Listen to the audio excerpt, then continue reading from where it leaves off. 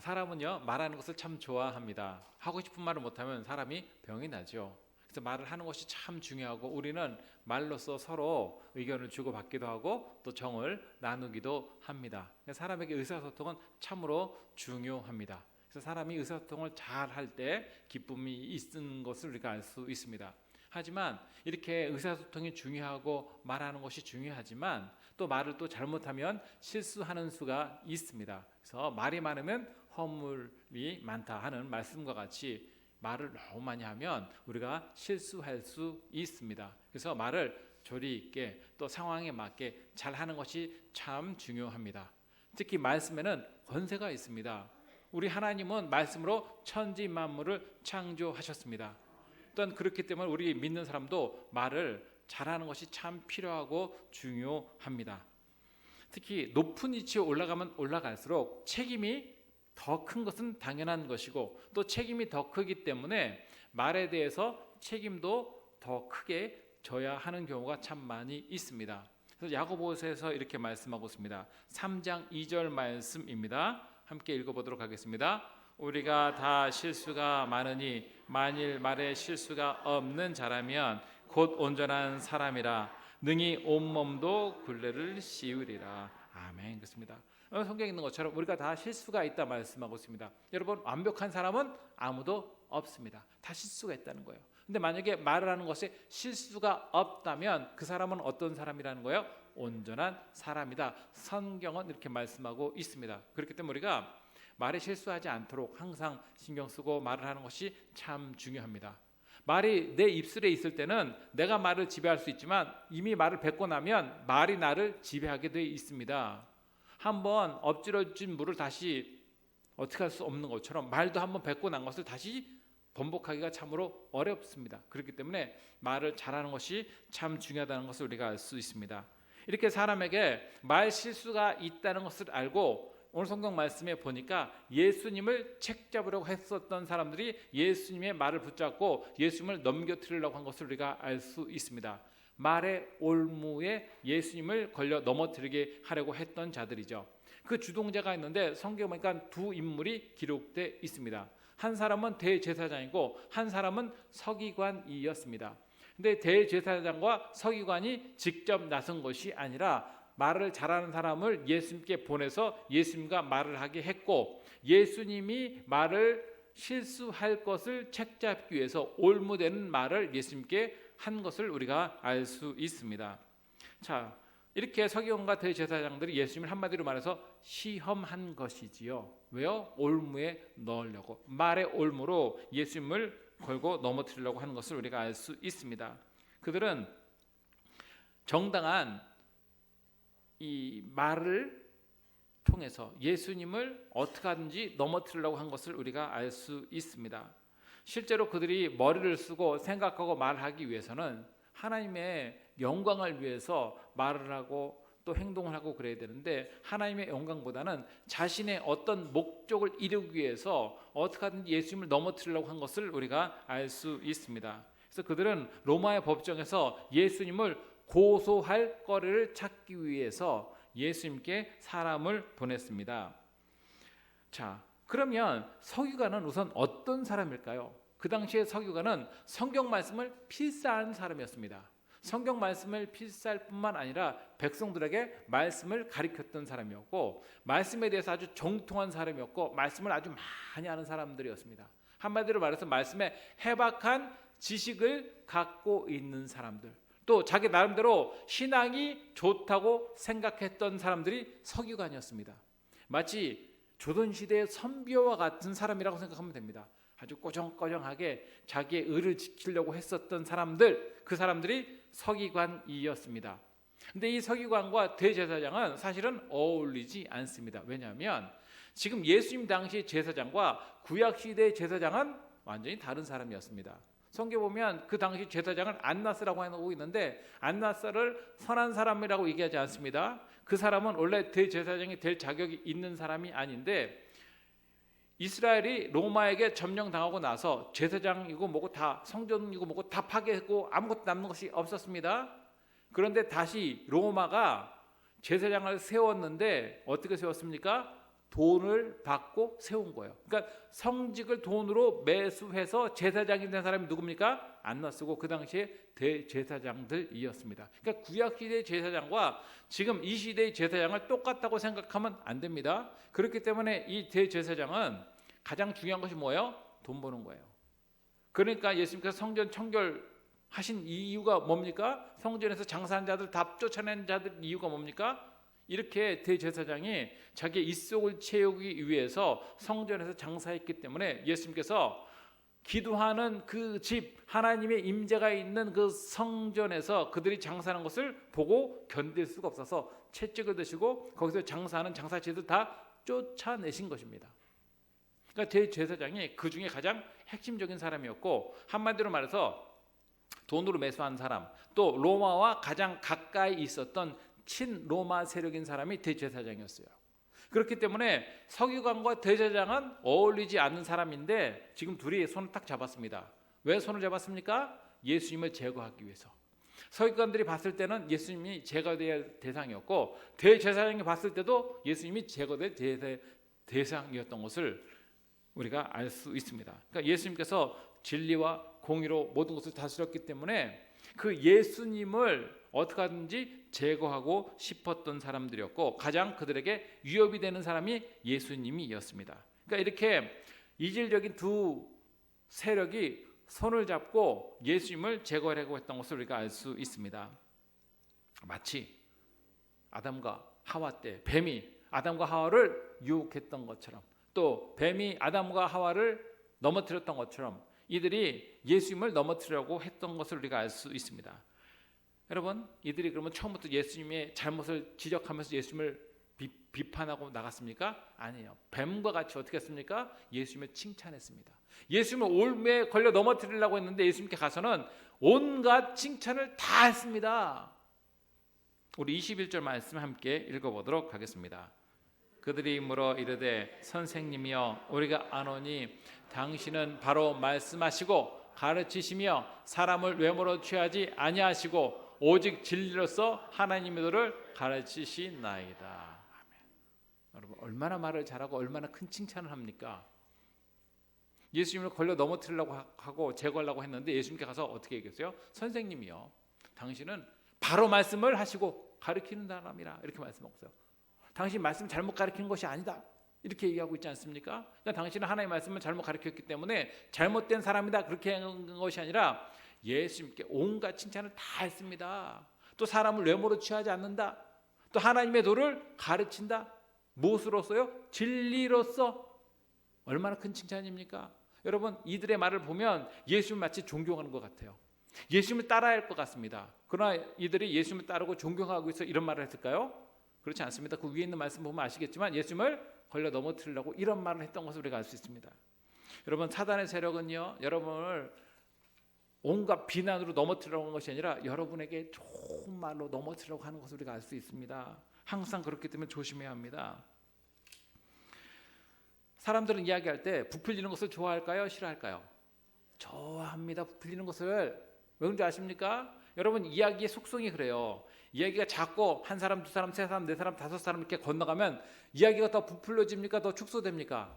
부풀려져요. 사람이 자기 의견 하나씩 다 얹게 돼 있습니다. 그러니까 더 부풀려지는 거예요. 그래서 10명이 말을 하고 지나가면 끝에 가가지고는 엉뚱한 얘기가 되는 수도 있습니다. 왜요? 자꾸 자기 의견을 얹다 보니까 자꾸 커지는 거예요. 사람들이 자꾸 부풀리기를 또 좋아합니다. 왜요? 자꾸 부풀리면 더 재밌거든요. 더 이것이 극적이 되기 때문에 사람들은 자꾸 말을 더 부풀릴 가능성이 굉장히 높습니다. 근데 예수님은 진리를 말씀하시고 이렇게 부풀리거나 뻥을 치거나 하는 분이 아니다, 이렇게 칭찬을 했던 것을 우리가 알 수 있습니다. 또한 예수님은 어떤 것에도 꺼림이 없다 얘기하고 있는데 왜 그렇습니까? 진리를 말씀하기 때문에, 바른 것을 말씀하시기 때문에 꺼리낌이 없는 분 예수입니다, 이렇게 그들이 칭찬한 것을 우리가 알 수 있습니다. 또한 예수님께서 사람을 외모로 취하지 않는다 말씀하셨어요.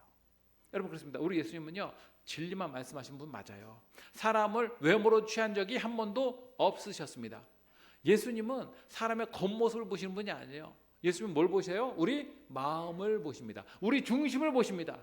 그러니까 예수님의 관심은 그 사람이 얼마나 많이 배웠냐, 돈이 많느냐, 인물이 좋느냐, 그거 보십니까?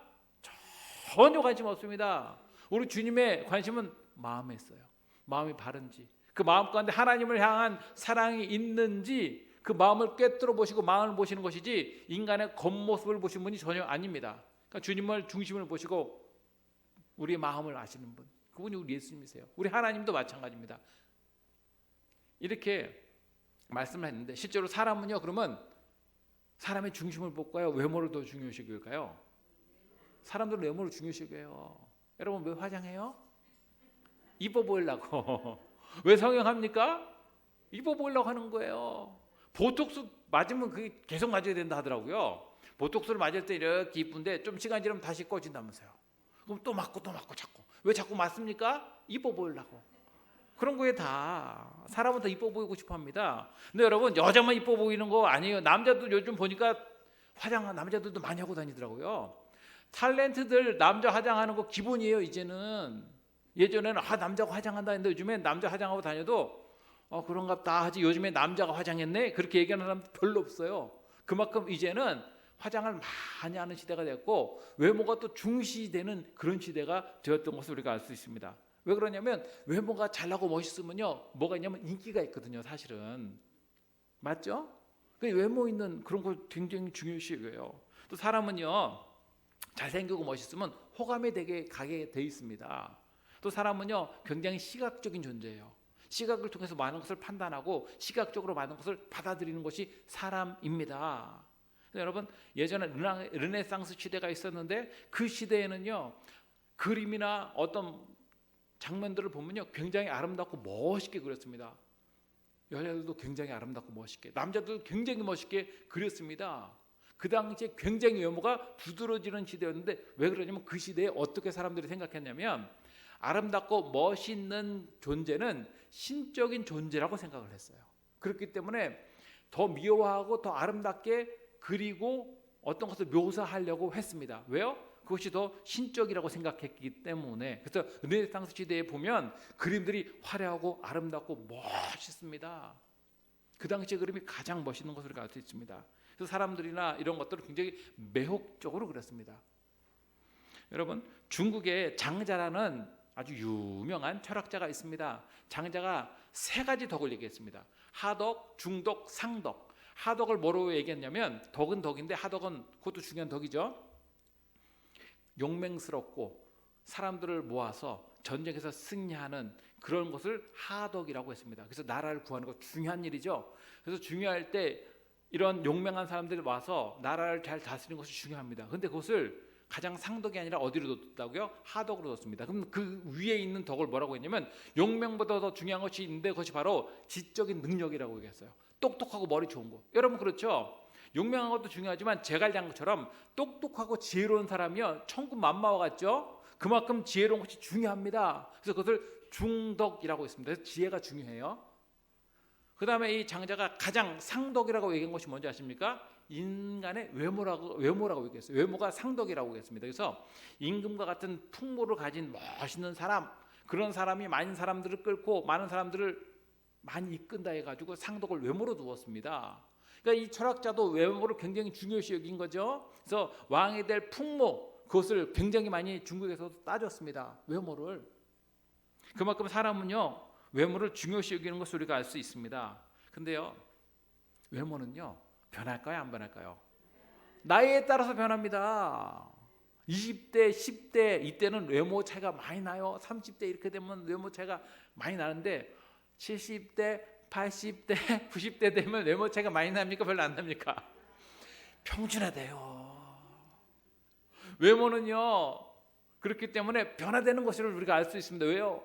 사람을 늙지 않는 사람이 없단 말이에요. 그래서 외모는 평생 가는 것이 아니고 꽃과 같습니다. 그때 잠시요 잠시. 그렇기 때문에 잠시를 보고 우리가 살 수 있는 존재가 아닙니다.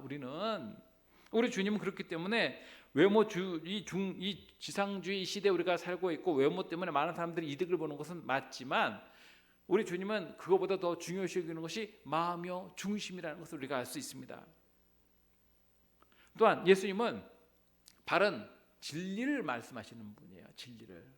여러분 학교 선생님들 참 위대하고 좋은 분 많습니다. 존경해야 할 분 많아요. 요즘에 존경할 분을 존경하지 않는데 여러분 저는 그건 별로 안 좋은 것 같아요. 어떤 지도자가 됐든 선생이 됐든 존경할 분은 존경해야 합니다.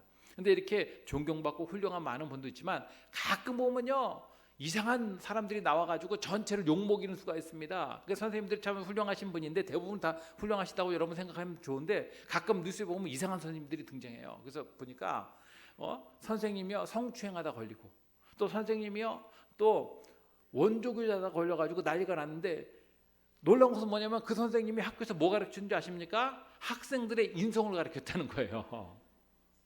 그러니까 학교 시스템이 완벽한 거 아니라는 것을 알 수 있습니다. 여러분 오해하지 말아야 돼요. 대부분 선생님들은 훌륭하지만 가끔 이런 사람들도 있다는 것을 여러분 아셔야 돼요. 정치인도 마찬가지요. 좋은 분도 있지만 이상한 정치인도 있게 마련입니다. 목회자도 제가 보면 그래요. 이상한 목회자가 와가지고 그냥 전체를 막 그냥 이상하게 만드는 경우도 있지 않습니까? 그래서 우리가 한둘 갖고 전체를 보는 것이 아니라 좋은 분도 있고 그렇지 않은 분도 있다는 것을 알아야 합니다. 근데 여러분 이렇게 학교 선생님도 그렇고 지도자도 그렇고 잘못되는 경우도 있지만 우리 예수님은요 성경에 있는 말씀과 같이 진리를 가르치는 분이에요. 지금 예수님께 와서 아부하고 예수님을 띄운 사람도 있었지만 그 말이 아부였지만 실제로 우리가 볼 땐 이것이 진실입니까? 거짓입니까? 진실이에요. 왜요? 우리 예수님은 진실된 것만 말씀하시는 분이거든요.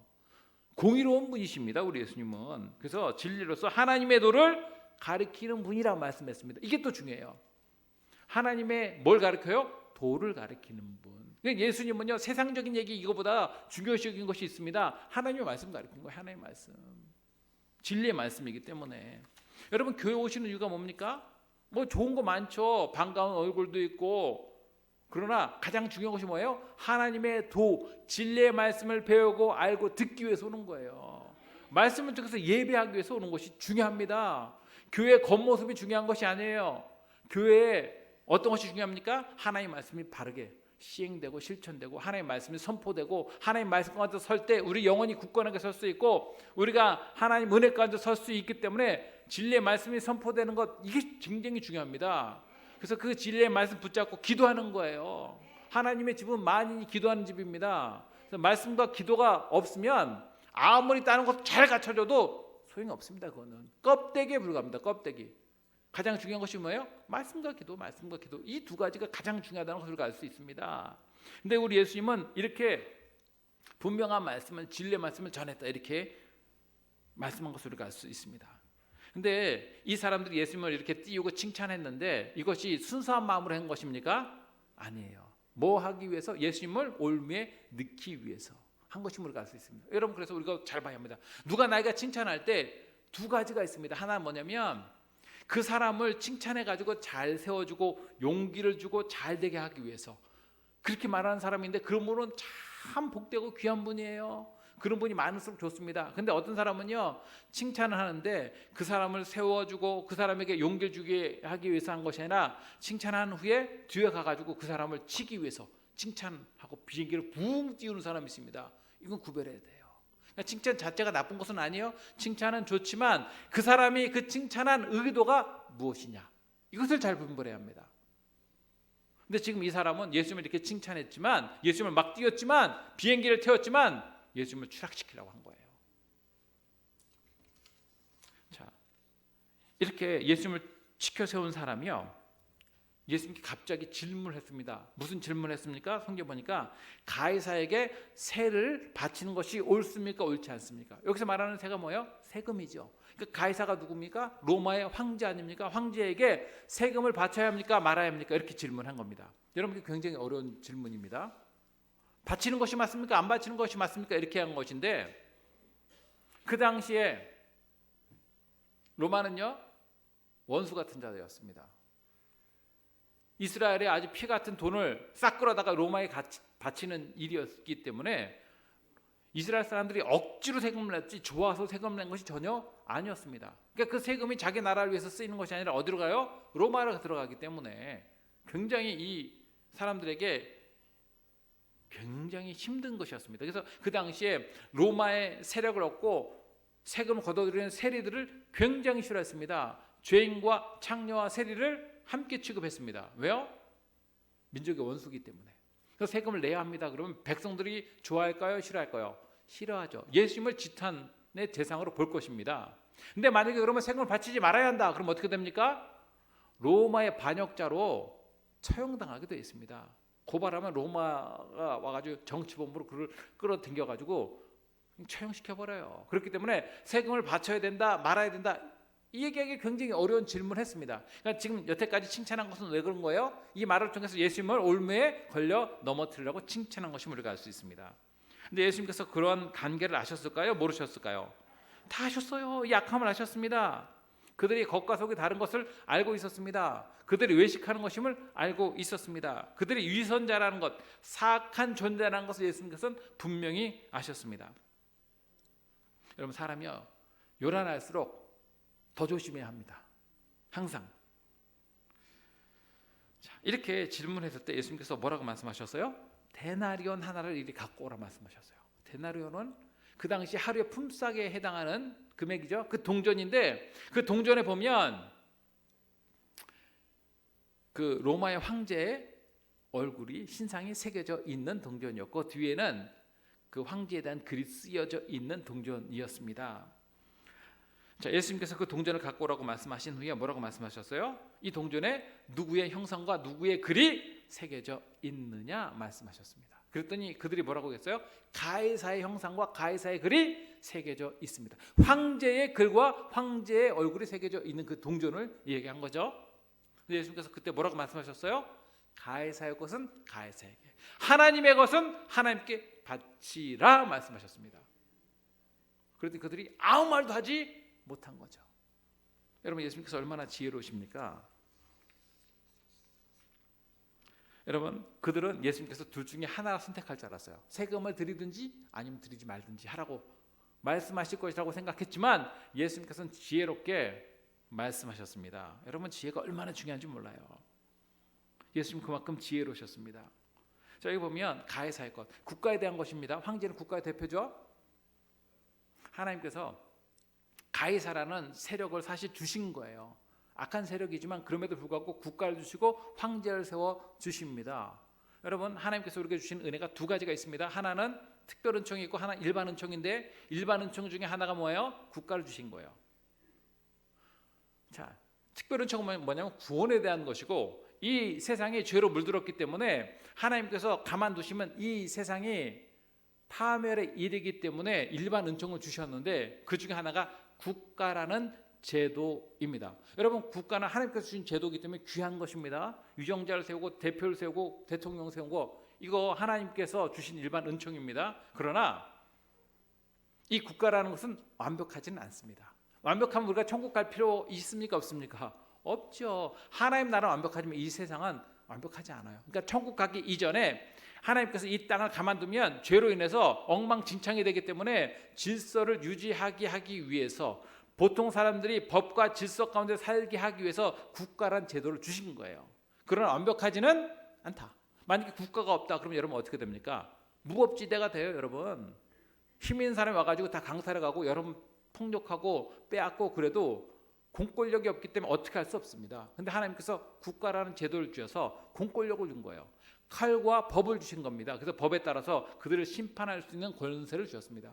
그래서 그 사람을 감옥에 뒤집어 넣기도 하고 심지어 죽일 수도 있게 하는 권세를 준 거예요. 법을 어겼을 때에, 살인을 범했을 때에.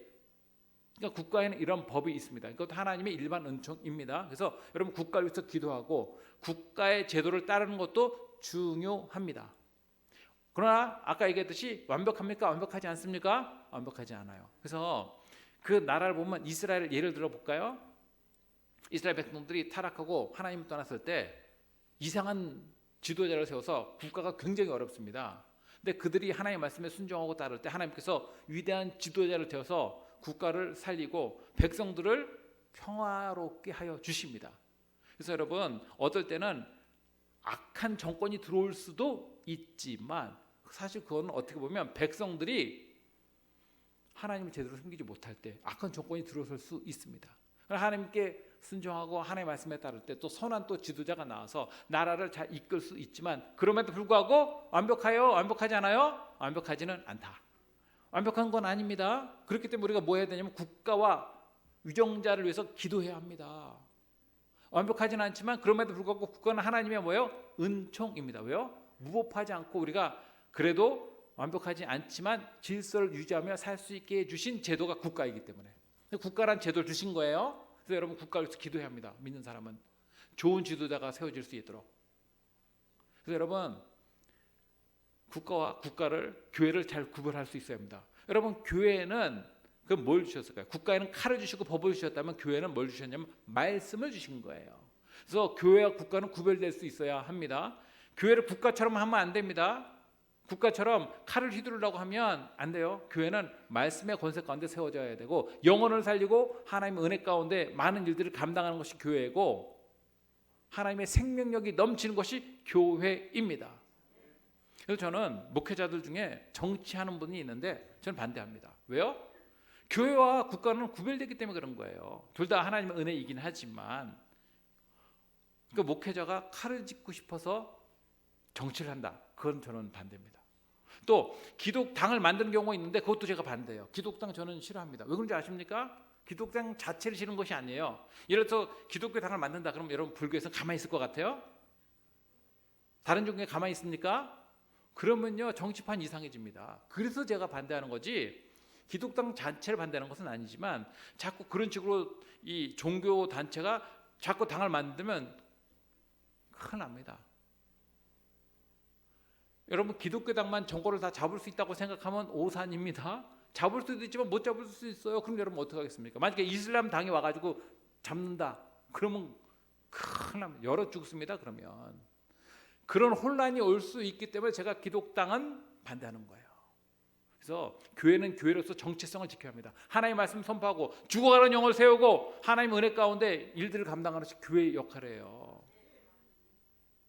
또한 국가를 위해서 뭐 하는 거예요? 기도하는 것이 교회의 역할입니다. 그래서 바른 정권이 이 나라를 잘 다스릴 수 있도록 기도해야 합니다. 그래서 뭐 국가가 어떠네 뭐 어떠네 이러지 마시고 우리가 먼저 뭐 해야 합니까? 기도하는 것이 바른 것임을 우리가 알 수 있습니다. 그래서 가해사 것은 가해사에게 하나님의 것은 하나님께 바치라. 교회와 국가는 구별되어야 합니다. 분명한 거예요. 그거는. 그러나 여러분 교회는 대통령도 될 수 있고 목회자는 안 좋지만 대통령도 될 수 있고 시장도 될 수 있고 다 좋습니다. 그래서 하나님의 원리를 따라서 잘 다스려야 돼요. 그래서 여러분은 다 할 수 있습니다. 여러분도 잘 됐으면 좋겠어요. 그렇게 해서 바른 길도 인도하는 자 이렇게 주님께서 가이사의 것은 가이사에게 하나님 것은 하나님께서 말씀하셨는데 여러분 그 데나리온에 누구 형상이 새겨져 있다고요?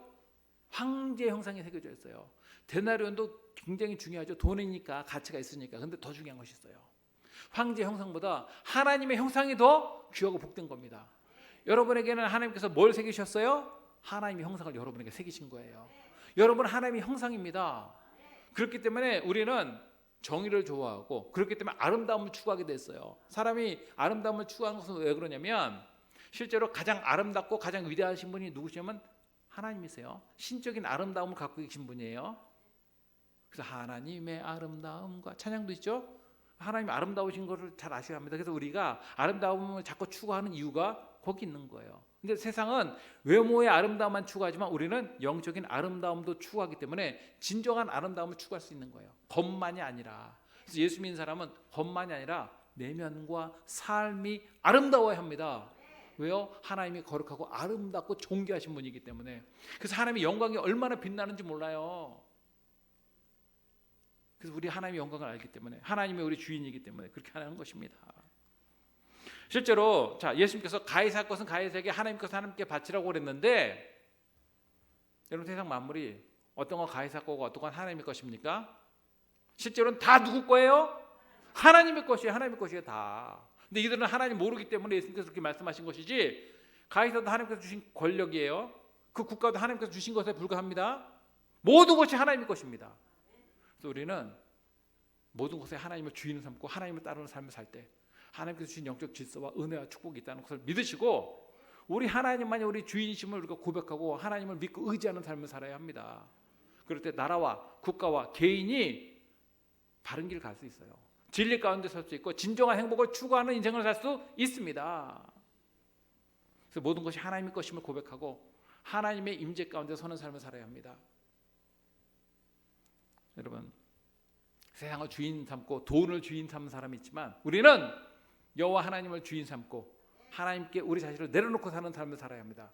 그럴 때 하나님께서 우리를 지키시고 보호하시고 은혜 주시고 능력 주실 줄 믿고 오직 하나님만을 여러분의 삶의 주인으로 삼고 하나님을 왕으로 삼고 하나님 임재 가운데 하나님의 크신 다스림과 인도하심과 도우심을 체험하는 놀라운 축복이 저와 여러분에게 있길 주의 이름으로 축원합니다.